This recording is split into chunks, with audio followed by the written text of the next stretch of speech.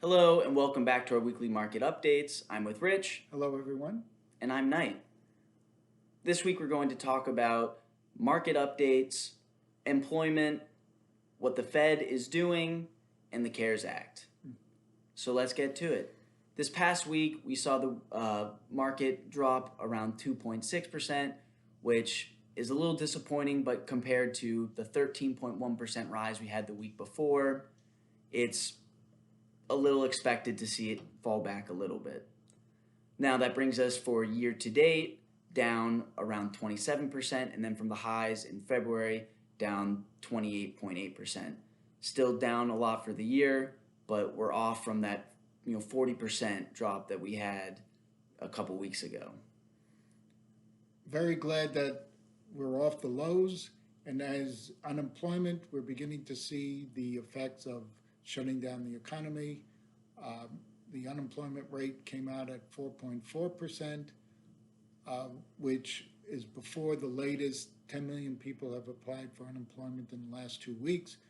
That lets us know that the next unemployment rate is going to shoot up to something around 9%, maybe more. That is on a scale that's beginning to match up to what we had in the Great Depression, which was about 25%. It peaked at 24.9. The good news is that unlike in the Great Depression, we've already instituted items to create safety nets, to protect people, and to stimulate the economy, one of which is the CARE Act, which we'll talk about later, as well as what the Federal Reserve's doing. So before we get into that, I do want to point out in the Great Depression, we saw sustained unemployment for a majority of the time. Is that what you're expecting currently? No, I'm not. I think that we have a coronavirus-induced stay-at-home period, and that'll be a few months, could be 6 months, but it's not going to be years like it was during the Great Depression. That is part of the good news with the information we're seeing. Well, great. Our next topic, we'll talk about what the Fed is doing.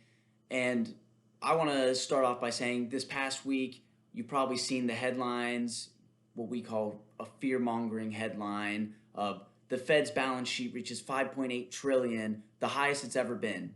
And now that is true. The Fed's balance sheet has never been this high. But when we start to compare it to what happened in 2007, 2008, we get a little more perspective. So in 2007, before the crash, the Fed's balance sheet was around 800 billion. After the crash, it shot up almost 3 times to around 2.2 trillion. Now, if you compare that to what we're seeing now, the balance sheet was around 4 trillion before all this happened.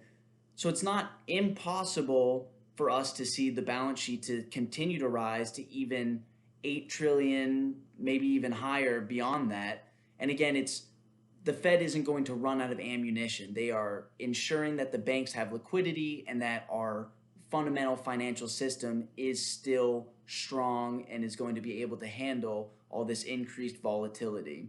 So we are happy to see that the Fed is stepping in and immediately raising their balance sheet to these high levels, and they've shown no fear of doing it, and it looks like they might continue to raise it when needed. So we actually view this as a good sign and not this fear mongering 5.8 trillion, oh no, the world's shutting down, because we don't think so. This is actually a good positive move to see the Fed stepping in this way. Yes, And my thoughts on that is that the Feds are making sure that the banks don't collapse and that we have liquidity in the system. That was what caused the greatest problem during the Great Recession of 2008, 2009. So the fact that we're priming all this money and protecting the banking system currently is going to make getting out of the coronavirus recession much easier. well, great. And then talking about shoring up kind of struggling areas, the last thing that we want to talk about, the CARES Act and specifically small businesses. Yeah, so right now the CARES Act is first going into place. In that, I mean that the applications are first going out. There was a big push by the large banking system and SBA to process all of these. To be expected, it's going to be a bit glitchy as it's starting because the banks and the government have never done this before. So just like the initial responses with the coronavirus has been very glitchy, we're expecting a very similar response by the system, and to read a lot about things not going smoothly.